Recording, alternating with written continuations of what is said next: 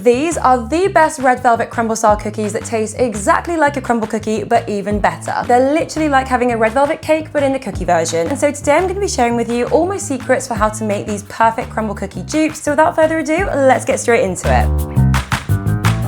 As you can see in front of me, we've got all of our ingredients here to make the cookies, starting off with a combination of cocoa powder and plain flour, and I'll explain later a bit more why we've got cocoa powder in here. Then we've got margarine, and you can also use room temperature butter if you'd prefer, caster sugar, bicarbonate of soda, 1 medium room temperature egg, vanilla extract, and then red gel food coloring, and I'll explain a bit more about the food coloring later. The first thing we're going to do is take a large mixing bowl. Into the mixing bowl, we're going to add in our caster sugar, followed by our margarine or room temperature butter. As you guys know, I love to use margarine for my crumble cookies. I've just developed the perfect recipe with margarine, but you can use butter if you'd prefer, and it will give you fairly similar results. Like, it's not going to change the whole entity of the cookie. So we're going to add both of those into our bowl, followed by our red food coloring, and we're adding this in at the start so it gives us a lot of time to actually get that mixed in, because if you add it a bit later, especially the more concentrated stuff, it doesn't really blend in properly. So I'm going to start off with about half a teaspoon of my red food coloring, and the reason I've got a paste here is because it's a lot stronger than, for example, the more liquidy food colorings. They're not going to give you that really nice deep red color that we're looking for with these cookies. A little does go a long way. If I need to add a little bit more, I'll assess that after it's all been mixed in. The next step you can do either using a balloon whisk, or you can use an electric hand mixer or your stand mixer. We're just going to mix the ingredients together until they're fully combined, making sure the food coloring has been completely incorporated. And the color that we're looking for is a sort of darker red. If it's a light red, you're not going to get that really classic red velvet color that we're looking for. If you're thinking it's a little bit too light still, just add a little bit more food coloring and then mix that in until fully combined. We're going to be left with this really nice red color. So at this point, we're going to add in our vanilla extract. We're just going to do 1 teaspoon of this today, just to give us that really nice classic red velvet flavor. Once that's in there, we're going to add in our 1 medium room temperature egg. We're just going to mix again until fully combined. Don't worry if the mixture looks a little bit wet or curdled at this point. That's completely normal, because adding in our dry ingredients will fix that. At any point while we're adding in our wet ingredients, if you're thinking it doesn't look like a deep enough or strong enough red color, just add a tiny bit more food coloring and then mix that in. Once we've added in our dry ingredients, we can't really add in any more food coloring, because like I said, it doesn't really incorporate properly. I'm really happy with how mine's looking currently, and I'm going to move on to adding in my dry ingredients. As I mentioned earlier, we've got a combination of plain flour and a little bit of cocoa powder, and by little I only mean about 10 grams. And the reason we've got that cocoa powder is for 2 reasons. 1, it's always added into red velvet bakes just to give it that classic flavor that we're looking for, and 2, it deepens the color of the cookies, helping us get that really nice bold dark sort of red color that we're after. It's sort of like a secret staple hack of red velvet cookies. If you didn't add it, they just wouldn't look quite right, essentially. I've subbed out a little bit of my flour for the cocoa powder, just because if we were to add extra cocoa powder with our usual amount of flour, the cookies would then be too thick and they wouldn't expand properly in the oven. So we're going to pour that into our bowl, followed by half a teaspoon of bicarbonate of soda, which is going to help our cookies spread in the oven and help us get that really nice classic circular shape with a flat top. You can use either a spatula or your stand mixer to just mix everything together until everything's combined and we form our cookie dough. The texture of the cookie dough is going to be fairly firm. It's going to all form together into a nice ball, and then at that point stop mixing and we'll move on to the next step. Okay, so at this point we're now going to have our gorgeous deep red colored cookie dough, and you can really see it goes into a really rich color. Also, one thing to consider is the different cocoa powders that you use are going to create different results. If you've got a lighter cocoa powder, your dough isn't going to go as dark, and obviously if you've got a darker cocoa powder, it's going to make the dough a bit darker. Neither way is wrong, it's just obviously personal preference. So at this point I'm just going to add the dough into the fridge for 10 minutes to chill, just while we preheat our oven. And today we're going to be preheating our oven to 170 degrees for a fan oven or 190 degrees for a conventional oven. And that temperature is the perfect sweet spot for these cookies to get a really nice spread without them burning. If we were to maybe bake them at 180 or 90 or even 200, the edges can just go brown, and we want to really keep that nice even color for these cookies. It just wouldn't really look right with our red velvet cookies. Once the oven's preheated and it's been 10 minutes of chilling the cookie dough, we're going to line 2 baking trays with baking paper, scoop our cookie dough into 8 evenly sized balls, placing 4 onto each tray in a diagonal pattern. And what this does is just gives them all enough room to bake evenly and ensures that when they spread, they don't all start touching or become one giant cookie. Once they're on the trays, we're just going to press each one down into a sort of flat disc rather than leaving them in actual balls of cookie dough, just because again this really helps create that shape that we're looking for our crumble cookies. And then at that point they're ready to go in the oven. We're going to bake our cookies 1 tray at a time for about 10 to 12 minutes. I always bake mine for 12, but start checking on them from 10 minutes just because every oven runs at different temperatures, so they might take a bit less time to cook, or they could take a little bit longer. I would say don't don't leave them in there for any longer than 14 minutes, just because cookies do also tend to cook as they come out the oven as well. I would say 12 minutes is the sweet spot. And then once they're out the oven, if they're not as flat on the top as you would like them to be, just take a spoon and gently tap the tops of each cookie, as it will help mold them into the shape that we're after. While these are cooking, we're going to move on to making our buttercream. We're going to be doing a classic vanilla American buttercream rather than cream cheese frosting. There's two reasons why we're not going to be doing cream cheese frosting. For these cookies, I just don't really feel like it holds its shape enough. Especially in the summer, cream cheese frosting can be quite loose. American buttercream is much sturdier and will give us that really nice swirl pattern that we're after today. And secondly, I just really like American buttercream. It's light and fluffy. I really like the taste it gives you, and it really complements the red velvet cookies so nicely. This is kind of rogue, but don't knock it till you try it. It's actually really good. As you can see in front of me, we've got our ingredients here, starting off with our icing sugar, then we've got unsalted butter, and finally we've got vanilla extract. We're going to start off by taking a large mixing bowl, and then for now into our bowl we're just going to add our unsalted butter, and we're going to mix this either using a hand mixer or a stand mixer, and on a medium to high speed we're just going to mix the butter until you see it become pale in color, and then every now and then while it's mixing we're just going to take our spatula and just scrape down the sides of the bowl just to make sure we get a really nice even color. And what this is going to do for our buttercream is create that really nice light, fluffy and airy texture. It's almost going to be like ice cream consistency. It's absolutely beautiful. That's going to take around 5 minutes, and then you'll know it's done, like I said, when it's just completely changed color and is really pale. Okay, so once we've got it to this really nice whipped consistency, we're going to gradually add our icing sugar rather than adding it all at once, otherwise it's just going to go absolutely everywhere. Add it in a little bit at a time, mixing while you do it until it's all been incorporated. At that point, just add in 1 teaspoon of vanilla extract and then keep mixing for an additional 3 to 4 minutes. And the additional mixing is just going to make sure our buttercream is super